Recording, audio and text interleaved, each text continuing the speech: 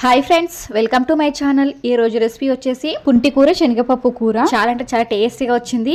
ఇది చేసింది మా అత్తమ్మ. టేస్ట్ మాత్రం చాలా బాగుందండి. పుంటి కూర పప్పు ఈ విధంగా చేస్తారని ఇప్పటి వరకు నాకైతే తెలియదు. చాలా బాగా చేసింది, సింపుల్ గా చేసింది, చాలా టేస్టీగా చేసింది. చాలా అంటే చాలా బాగుంది. మన ఛానల్ కొత్త చూస్తున్న వాళ్ళైతే సబ్స్క్రైబ్ చేసుకోండి. అలాగే పక్కనున్న బెల్ సింబల్ కూడా యాక్టివేట్ చేసుకోండి. ఇలా యాక్టివేట్ చేసుకుంటే నేను వీడియో అప్లోడ్ చేసినప్పుడు మీకు వెంటనే నోటిఫికేషన్ వస్తుంది. మీరు వెంటనే మన వీడియోని అయితే చూసేయచ్చు. అలాగే ఈ పద్ధతిలో పుంటి కూరను మీరు ఎప్పుడైనా ట్రై చేశారా? ట్రై చేయకుండా ఇలా ఒకసారి ట్రై చేయండి. చాలా అంటే చాలా బాగుంది. ఇప్పుడైతే మా అత్తమ్మ స్టైల్లో పుంటికూర పప్పు ఏ విధంగా చేస్తుందో చూసేయండి. ఫస్ట్ అయితే పుంటికూరను అయితే ఇట్లా ఆకులాకులు అయితే తెంపేసుకోవాలి. ఇప్పుడు మేము తీసుకున్న పుంటికూరకైతే కాడలు ఎర్రగా ఉన్నాయి కదండి. ఇది ఇలాంటి గోంగూర బాగా పులుపు ఉంటది. అదే కాడలు తెల్లగా ఉన్నాయి అనుకోండి, అది పులుపు కొంచెం తక్కువగా ఉంటది. కాడలు ఎర్రగా ఉన్న గోంగూరను తీసుకున్నట్లయితే కర్రీ కూడా చాలా టేస్టీగా ఉంటుంది. ఇట్లా ఆకులాకులు తెంపేసుకోవాలి. తెంపేసుకొని ఇట్లా చిన్న చిన్నగా కట్ చేసుకోవాలి. నేనైతే కట్ చేస్తున్నా, అత్తమ్మనైతే ఇట్లా తెంపిస్తుంది. చిన్న ముక్కలుగా అయితే కట్ చేసుకోవాలి. ఇట్లా కట్ చేసుకున్న తర్వాత 1-2 సార్లు అయితే మంచిగా కడిగేసుకోవాలి. కొందరైతే మేము పుంటి కూర అంటున్నాం కదా అండి, కొందరైతే గోంగూర అని కూడా అంటారు. ఎర్ర గోంగూర, తెల్ల గోంగూర అని అంటారు.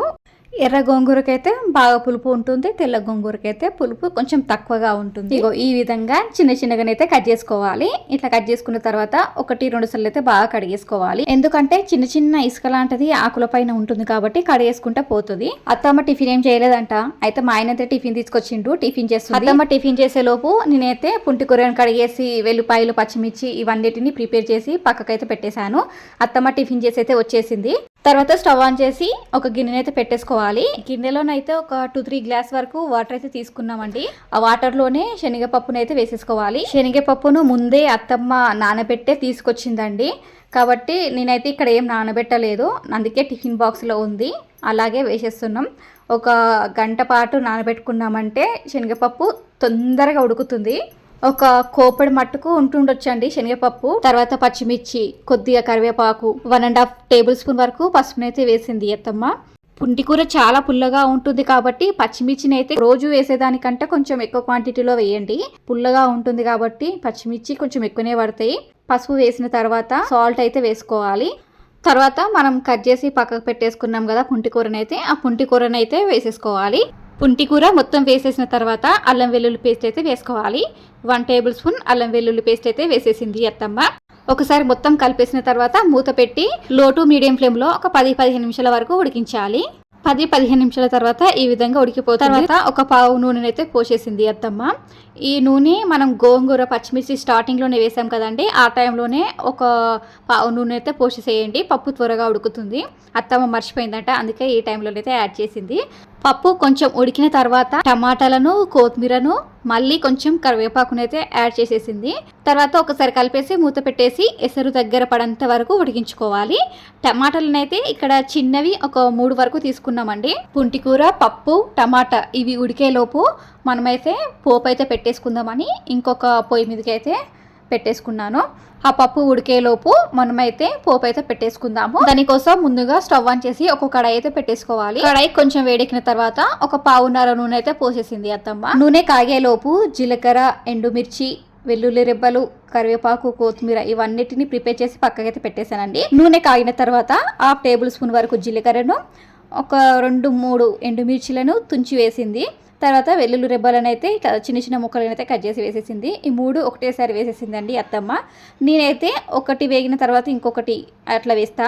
అత్తమ్మ 3టిని ఒకటేసారి వేసేసింది. ఇవి కొంచెం ఫ్రై అవ్వాలి. ఒక 2-3 మినిట్స్ లో ఫ్లేమ్లో పెట్టుకొని ఫ్రై చేసుకోండి. మా అత్తమ్మకైతే ఈ ఇంటికి వచ్చి వంట చేయాలంటే కొంచెం కొత్త కాబట్టి అన్నిటినీ నన్నే అడుగుతుంది. ఆమెకి ఏం తెలియదు కాబట్టి నేనే చూసుకుంటున్నా.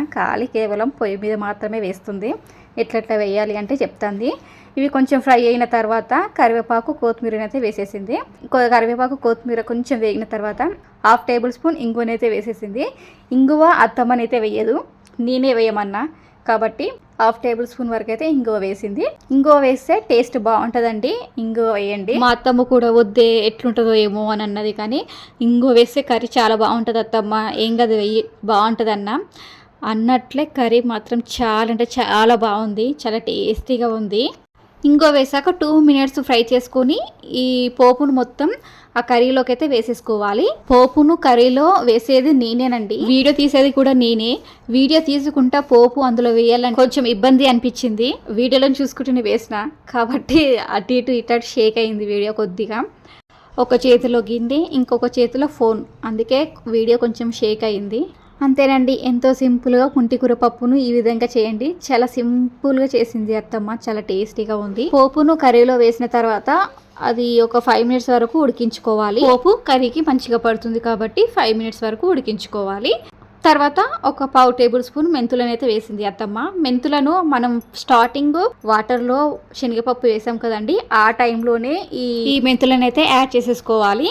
అత్తమ్మ మర్చిపోయిందట, అందుకే లాస్ట్లో యాడ్ చేసింది. తర్వాత సాల్ట్ అయితే వేస్తుంది అత్తమ్మ. ఫస్ట్ స్టార్టింగ్లో సాల్ట్ వేసాం కదా, మళ్ళీ కొంచెం టేస్ట్ చూసి సరిపోకుంటే మళ్ళీ కొంచెం సాల్ట్ అయితే వేసింది. దీన్ని మూత పెట్టి ఒక 5 మినిట్స్ వరకు ఉడికించుకున్న తర్వాత స్టవ్ని అయితే బంద్ చేసేయాలి. ఇక ఈ విధంగా ఉండాలి. కొద్దిగా ఎసరు ఉన్న తర్వాతనే స్టవ్ బంద్ చేసుకోవాలి. స్టవ్ పైన దించేసిన తర్వాత పప్పు గుత్తితో అయితే రుబ్బేసుకోవాలి. మనం రుబ్బేటప్పుడు కూడా గిన్నె కానిచ్చుకుంటూ గట్టిగా రుబ్బొద్దండి, పైనే రుబ్బాలి. మనకు పుంటికూర మెత్తగా కావాలి, పప్పు మాత్రం నలగకుండా రుబ్బాలి. అలా రుబ్బిన తర్వాత ఒక బౌల్లోకి అయితే వేసేసుకుంటున్నాము.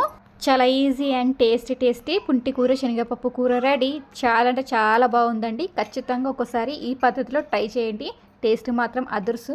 గిట్లా మొత్తం ఊడ్చేసేటప్పుడు నన్ను వీడియో తీయకే అని అన్నది, కానీ నేనే తీసిన వీడియో.